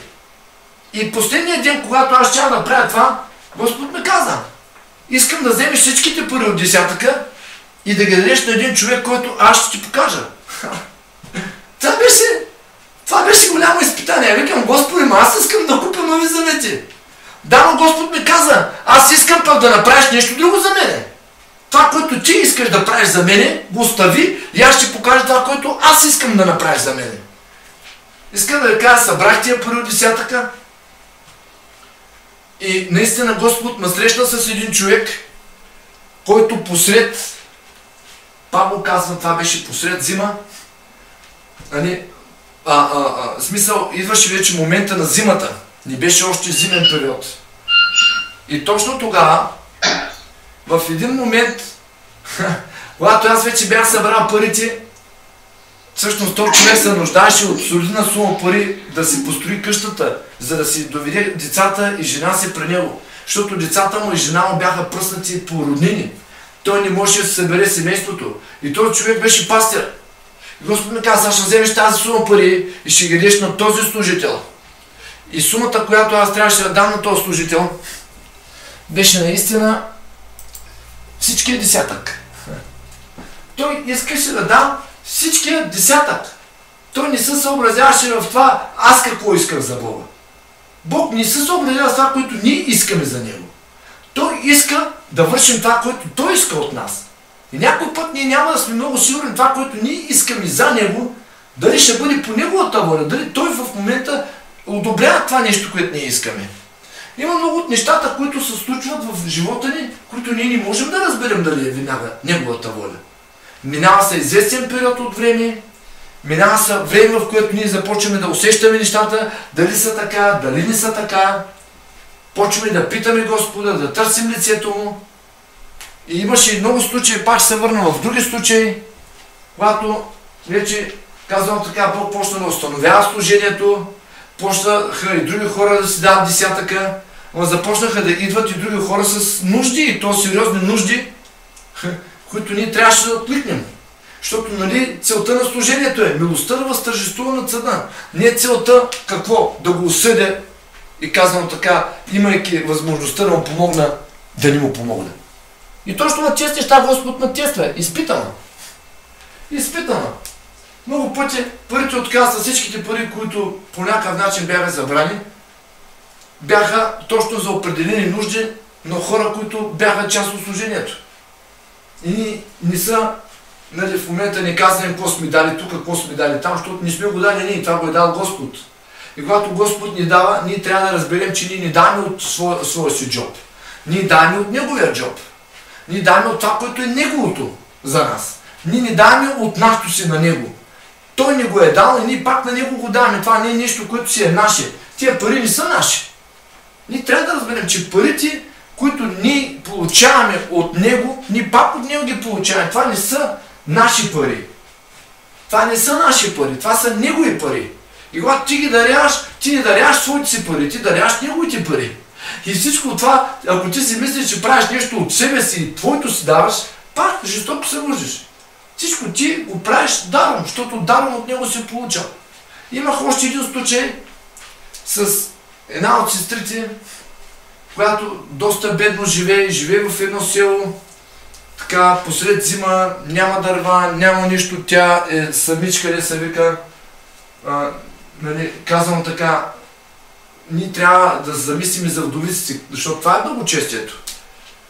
И така Святи Дух един ден ме беше подбудил за една сума пари, негова сума пари. И ме беше подбудил да напиша на плика. Господ снабдява всяка твоя нужда. И точно това беше. Подбуден бях от Святия Дух да го направя. Господ снабдява всяка твоя нужда. И знаете ли, когато отида до нейната къща, тя няма звънец да звъниш на вратата. Това са като на село къщите, които са. И Святия Дух ми каза, не влизай вътре. Не се опитвай да влизаш вътре. Просто постави плика от външната врата и го пусни долу. Сега искам да ви кажа, че в момента, в който Святия Дух ми каза да пусна плика, това е външна врата. Ако ви си били по селата и знаете, отвънка има двор, може всеки човек да влезне. Всяко човек може да влезне и да го види този плик. И Святия Дух точно ви каза, постави плика без да се обръщаш назад. Ти го поставяш и забравяш за него. Ти го поставяш и забравяш за него. Халелуя. И точно на това нещо. Аз искам точно това нещо да ви споделя. Че забравяйки за този плик, който аз поставих, пускайки го зад вратата, пускайки го така зад вратата, първите мисли, които бяха, ами ако дойде някой друг и го вземе този плик с пари, има колко комшии могат да влеят, вратата е отворена, аз не влезнах на по-вътрешната врата да почукам. Но ако дойде някой друг и го намери този плик, направих 2-3 крачки и бях решил те да се връщам, да видя дали няма да някъде по-навътре да го оставя. И Святия Дух, знаете ли какво ми каза? Даниле, това е моя грижа. Това, което се иска от тебе, ти го направи. Ти си до тука. От тука насетне, ми каза Господ, съм аз. В момента, който ние поставим нашия дар на олтара, ние не се интересуваме от там нататъка. Бог какво ще прави с него? В момента, който ти започнеш да се интересуваш от там нататък какво ще прави Бог с него, ти започваш да се бъркаш на работата на Бог. И това е една от причините, че ние много често се бъркаме на работата на Бог. Ма сега тия пари къде ще идат сега? Ма какво ще стане с тях? Ма как ще стане сега? Ма къде? Ма що? Ма как? Когато Бог ти каже нещо да го направиш, прави го без да му задаваш въпроси. Не си ти то, който да даваш на Бога сметка какво Той ще прави. Това, което Той реши да направи, Той ще го прави. Ти си този, който му се доверяваш. Ти или му се доверяваш, или не му се доверяваш. И това е принцип, в който ние всичките трябва да се научим. Трябва да се научим на това. Халелуя. Халелуя. Халелуя. Брат Андрей, без да иска явно излезнал. И го набирам отново. Халелуя. Халелуя. Халелуя. Халелуя. Те да продължим нататък. За да ви обясня тия неща, ги обяснявам с една единствена цел, че Господ трябва да движи всичко това. И той, когато почне да го движи, когато Господ почне да го движи всичко това, той почва да се грижи и за средствата, къде отиват, по какъв начин се снабдява всичко, какво трябва да се направи. Ние сме до някъде в цялата тази работа. Има много пъти, ние си прескачаме правомощията и оттам нататък вече се интересуваме сега, ма как ще стане сега, ма какво ще стане. Ти си направил това, което Бог е поискал от тебе. И ти не си пуснал своето си, ти си пуснал Неговото. И аз точно в тази област искам малко, нали, така, задълбавам повече тази вечер, за да малко да се задълбавам в тази област относно финансите и относно това, ние наистина правим ли го всичко това с благодарение? Правим ли всичко това като благодарствена жертва? Защото това не е нещо, което е наше. Той не го е дал, но то, преди да ни го даде, той било Негово. Правим ли нашите благодарствени жертви на Него? Благодарим ли на Бога за тях? С тия приноси, които ние правим на Бога, стоим ли в това благодарение? И ако не стоим, нека да се покаем за това, защото то е изключително важно. Дали дадем на Бога сметка какво и по какъв начин там нататък той се занимава с нещата, които ни е дал и ние пак да не го даваме. Казвам го той, защото в много от църквите има точно в тази област проблем. В даването. И понеже има вътре бунтарство, има едно и то дух на сирачеството. Хората, които са сираци, нямат наставници и са хора, които не приемат пастира като авторитет, който е вътре. Добре, ако не го разпознаш като твой пастор, какво правиш вътре? Иди, намери своя пастир, потърси хората, които Бог така ще поработят с тебе, които Бог е положил послание за твоя живот. Когато Господ аз почна да се моля на Бог да ми изпрати правилните хора, когато Бог изпрати правилните наставници в моя живот, когато аз ги разпознах като такива, това бяха хора, които имаха свидетелства подобни на моите свидетелства. А църквата, в която бях преди това, тя отхвърляше свидетелствата, които аз имах. И ми казаха, че всичко това са свидетелства, които не са от Бога. И всичко това е от дявола. И това нещо ме оскърбяваше и ме нараняваше. И аз разбирах, че тия хора не са на моя дух. Това са хора, които не разпознават Божието присъствие в мене. Това са хора, които спорят с нещата, които съм получил от Бога. И аз какво правя всъщност там? Аз не мога да служа с тях. Те не ме разбират, не разпознават Бога в мене. Аз не мога нищо да направя. В края на краща, какво трябваше да направя? Да започна да се моля. Господи, свържи ме с хората, които си определил. С онези, които си определил да разпознаят Твоето присъствие в мен. Свържи ме с тях, татко. И наистина Бог не се забави при такава молитва. Наистина, когато почна да търся Бога в тази подобна област, Бог ме срещна с правилните хора. И когато ме срещна с тях, аз видях в тях себе си, като че ли те говориха изцяло за мен. Описаха целият ми живот без да ме познават. Си казаха, бе, този човек откъде знае всички тия работи? И всичко това беше на една от конференциите там, 2006 година, където брат Джош води тия семинари. И аз казах, откъде тия хора знаят всички тия неща за мен? Като че са описали целият ми живот. Всичките ми преживявания с Господа бяха ясно изразими чрез тях. Всичко това, което те разказаха, беше така свързано с нещата, които аз бях преживял. Си казах, това са. Това са хората, които Бог изпраща до мен. Почна да се моля пък за среща с тях. Среща се получи 2011 година. Ми стана на Бога. Не се забави Господ. Среща се случи. Имахме среща. Оттам нататък се засилиха нашите общения помежду нас. И почнахме да растем с Господа.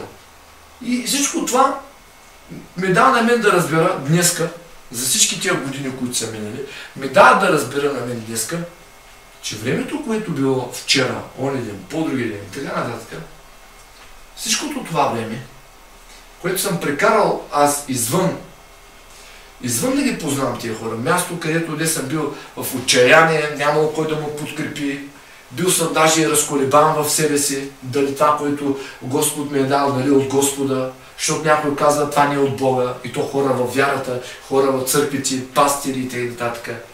Колко пъти съм бил разплащан в себе си и съм се покаявал, не зато, че съм наранявали, съм плакал тук с часове. О, Господи, нека да прогледнат, нека да видят. Представете ли си, една овца да се моли, о, Господи, нека този пастир да прогледне. Каква молитва е това? Ученика да се моли за учителя си да прогледне. В даден момент ти почваш да разбираш, че той не иска да гледа. Той не иска да вижда. И той никога, по никакъв начин, не те е възприемал като негов брат. Той те е подценявал и отхвърлял Божия авторитет. Те в даден момент, колкото да се буташ в това място, ти се опитваш да служиш в това място и да правиш каквото се опитваш да правиш там за Бога, това няма да допринесе плода, който Бог иска от тебе. Защото плодът ще бъде траен и този плод е плод на вечен живот. Ти този плод не можеш да го пренесеш в място, където не биваш приет. Не бива прието свидетелство, ти биваш отхвърлен.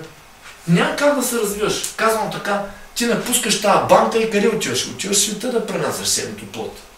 Не се затваряш в себе си, не са, казано така, закопаваш този талант земята, за притчата, за която говорихме.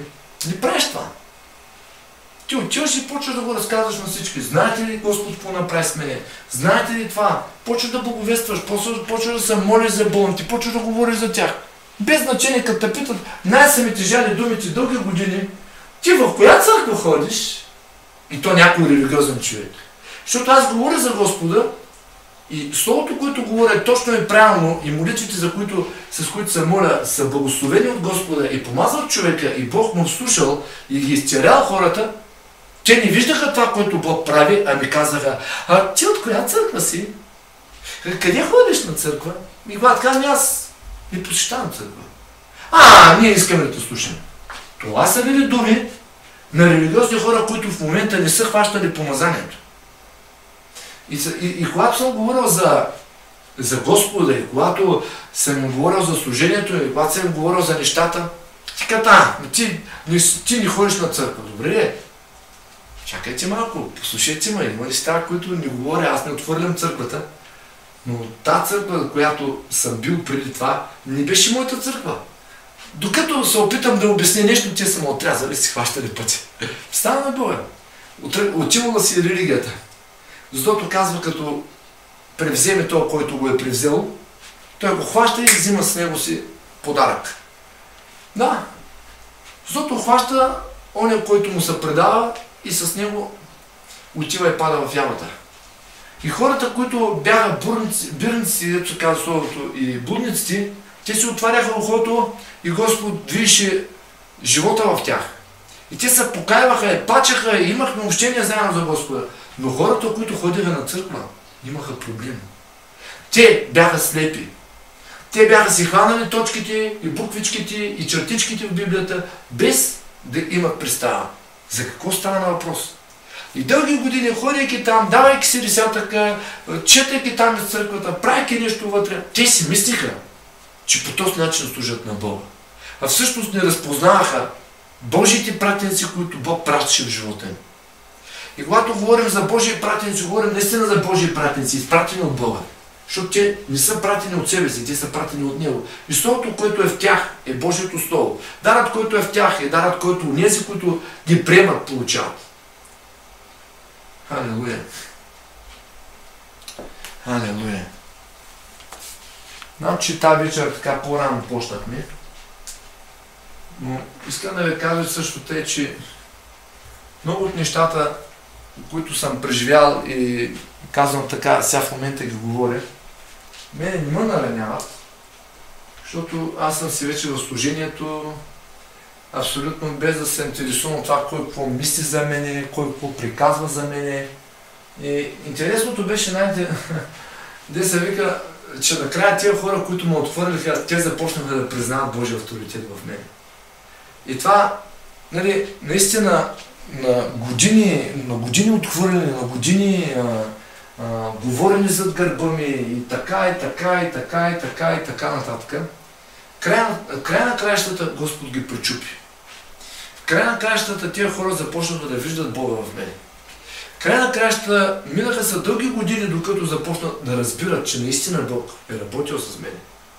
И те, както казва Словото, нали, Бог праща един от пророците и му казва: иди кажи на този народ, нали, така казва Господ, така казва Господ.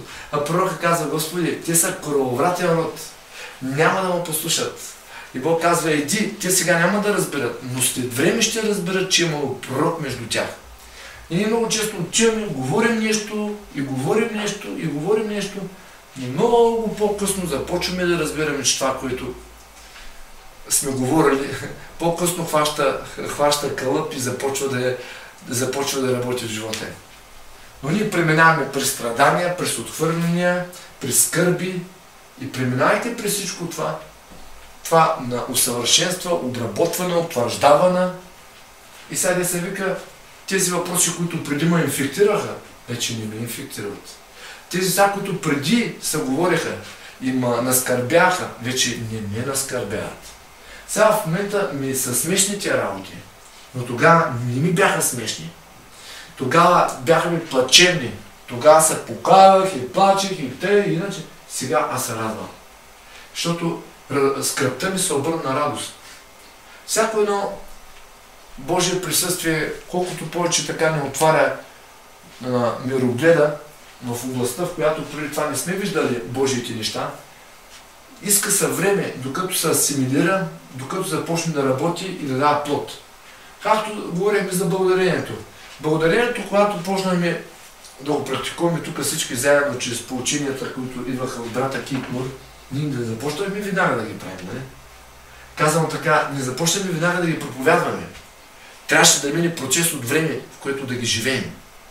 Когато стане живот в нас дадено слово, какво правим? Тогава почваме да го говорим. Повярвах, казва Павел, за това и говоря. И те, всяко едно нещо, което сме чули от Господа, не започва веднага, казано така, изведнъж да си свършва работата. А започва един начин или начало на извършване на нещо, което Той е започнал в нас. И те, това добро нещо и дело, което Той е започнал в нас, Той ще го довърши до край. И те, аз разбрах, че наистина едно учение, когато дойде до ушите ни и когато знаем, че от Господа е пратен един дар, ние трябва какво да направим? Да го разпалваме. Както и апостол Павел каза в едно от посланията, дарбата, която си приел, дарът, който си приел чрез моето ръковъзлагане, разпалвай го. Как се разпалва този дар? Ако говори на езици, продължава да говориш на езици. Разпалвай го, говори, разпалвай го този дар. Ако си приел няколко учения от Господа относно за това, за благодарението, разпалвай се в благодарение. Боже, благодаря ти, Господи. Благодаря ти за това, което си направил, за това, което ще направиш. Благодаря ти за победата. Разпалвай го този дар, каза, който си приел. Дар на вяра. Разпалвай го за нещата, които все още не са се случили. Но знаеш, че са неговата воля и Той ще ги направи. Разпалвай благодарение. Всичко това изисква практика, изисква време, в което ние започваме да го вършим, започваме да го правим.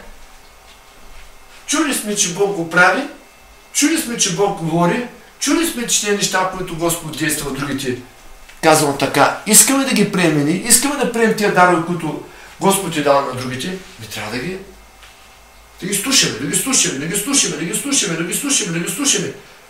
Пак да казвам, някои поучения, които имате дадено от Господа, някои помазане, което Бог изпраща в живота ви. Не се задоволявайте само да го чуете веднъж. 2 пъти, или 3 пъти, или 5 пъти, или 6 пъти. Поддържайте темпото. Постоянно. Всеки ден. Защото колкото повече всеки ден ти пребиваваш това, което слушаш, всеки ден, казвам така, ти ще ставаш от ден на ден по образа на този, на който слушаш. С какъвто събереш, такъв ставаш. Който събере с духът на Господа, един ум става с него. По същия начин, събирайки се, целта на всичко това е да се изгради в нас дарът, който има в помазаните и в другите. Да се предаде на другите. Защото който има ухо да слуша, казва блажение. Дарът, който имаме, ние ще го предадем на онези, които наприемат като такива, каквито Бог не е пратил. Защото никак не може да се предаде нещо от Господа, ако не наприемат като такива, които Той е пратил. И когато наприемат като тези, които Той праща, тогава дара започва да работи в нас. Когато ние почнем да го практикуваме, да поддържаме темпото в това, за което другия почва да говори. С както се събереш, така ставаш. С както, де се вика, колкото време прекараш с даден човек, постепенно ставаш като него. Даже има, сега не знам, то е истина това нещо, за кучетата. Те са като стопанина си. Те придобият навиците на стопанина. Какъвто е стопанина, такъв е кучето. Такова е кучето. По даден начин даже почва да се приличат дадени области кучето със стопанина си. По същия начин ние почваме да се приличаме с Господа. Почваме да се приличаме с нашия стопанин. Той настопанисва, Той се грижи за нас. Той не благоставя, Той не изцерява, Той засилва в нас благодатта си. И ние сме тия, които трябва да започнем да го следваме. Халелуя! Халелуя! Слава да бъде на Бога! Халелуя! Предлагам тази вечер така пак по-раничко да приключим. Ако има възможност вече по-рано да се събираме, няма да е лошо. Или малко по-късно ще видим как Господ ще нареди нещата. Тази вечер малко по-късно почнахме заради пастир Ташо и тяхната група, защото беше важното и относно духовния съвет, за което знам, че някои хора трудно ще могат да го възприемат това нещо. Но знам, че е от Господа. Това не е нещо, което е от човеци. Това е нещо, което е от Господа. Тия, които се занимават със служението си, тия, които имат желание да следват Господа, те ще следват Неговите принципи. Това, което е самият Той. Те няма да следват човешки закони, човешки поучения и да се покланят на човеци. Те ще следват Господа. Халелуя! Пак казвам, Новия завет, някой казва, десятъка е задължителен. Аз ви казвам, десятъка не е достатъчен. Десетата част от парите ви не са само те Божии, а всичките ви пари са на Бог. Докато имате ваши пари, вие имате проблем с Бога. Всичките ви пари са на Господа. И докато вие живеете с мисъл, че само 10-та част е на Господа, избийте си го това нещо от ума. Това нещо няма да принася добър плод. Запомнете, всичките ви средства, всичко, що сте, вие е на Господа. Той каза да го обичаме с цялото сърце, не с половината сърце. Ако го обичаме с цялото сърце, нещата са цялостни. Ако го обичаме с половината сърце, нещата са половинчати. Бог не е Бог на половина. Той е Бог на целостта. Един цялостен Бог.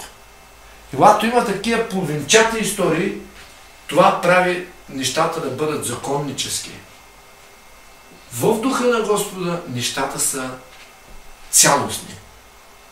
И някой път се налага да даваме повече пари, отколкото е десятка ни. И ние това нещо трябва да го приемем. Както някой път ще ни дава повече пари, отколкото и заплата ни. Ние трябва да го приемем. Такъвто в даването ни, и в получаването ни, да бъдем свободни във всичко. Защото всичко е Негово, пак казвам. Всичко е Негово. Както казва и Соломон, когато се увеличават приходите, се увеличават и гърлата в къщата. Увеличава се прихода, Бог увеличава и потребителите. Когато прихода расте, Бог увеличава и де се вика и душите вътре. Когато храната е много, тя е защото има много гладни. И това е принципа. И това е принципа на изобилието. Защото изобилие значи изобилие. Това не значи само ти да си спасен, дома ти и чак пак някой твой приятел. А изобилие значи всички да са спасени. Изобилно благословение. Значи изобилно спасение, което не става само за някоя единица.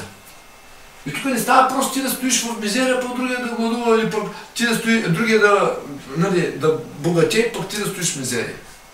Тук става просто за изобилие, което ти почва да се движи в това изобилие. Това е благодат. Това е изобилие от благодат, която действа с живот. Халелуя, която дава живот. Изобилие от благодат, която дава живот. Алелуя. Изобилие от благодат, която дава живот. Алелуя. Нека да се помолим и да приключим тази вечер с една молитва, с което, ако искате да общуваме още, можем да се отпушим микрофоните, все пак е все още рано. Но да приключим като цяло. Да приключим като цяло темата с една молитва. Боже, ние ти благодарим за Твоето присъствие, Татко, ние ти благодарим за Твоята изобилна благодат от живот, която действа в името на Исус Христос, нашия Господ и Бог. Татко, ние ти благодарим, Татко, за радостта, за правдата, за милостта, за прошката. Татко, ние ти благодарим за средствата. Татко, ние ти благодарим за братята. Татко, ние ти благодарим за служенията. Татко, ние ти благодарим за работата. Татко, ние ти благодарим за бъдещето. Татко, ние ти благодарим за миналото. Татко, ние ти благодарим за сегашното в името на Исус. Ние ти благодарим за цялостната победа в Тебе над всички ситуации. Татко, ние ти благодарим и сме ти благодарни и пребиваме в тази благодарност. Татко, благодарим ти, благодарим ти, благодарим ти, благодарим ти, благодарим ти. Благодарим ти за здравето, благодарим ти за финансите, благодарим ти за семействата, благодарим ти за църквите, Господи. Благодарим ти за нациите и за земята, благодарим ти, Боже, в името на Исус, за изобилието на Твоята благодат, която снабдява всяка наша нужда според Твоето богатство и сила и слава в Христа Исуса, нашия Господ и Бог на вечен живот. Халелуя! Сега, Татко, те молим, издигаме пред лицето ти Твоите църкви, издигаме пред лицето ти нашите братя, нашите сестри, семейства, братя и бащи, онези, които са близки и далечни, колкото се призвават към себе си Твоята чудна благодат. Халелуя! Ние ги издигаме пред лицето ти, Господи.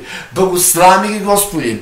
Халелуя! И те молим за изобилие върху умът на сърцето им, в мислите на Святия Дух, в любовта от кръста на Исус Христос, нашия Господ и Бог, който дава вечен живот. Сега те молим да изпратиш ангелите си, Господи.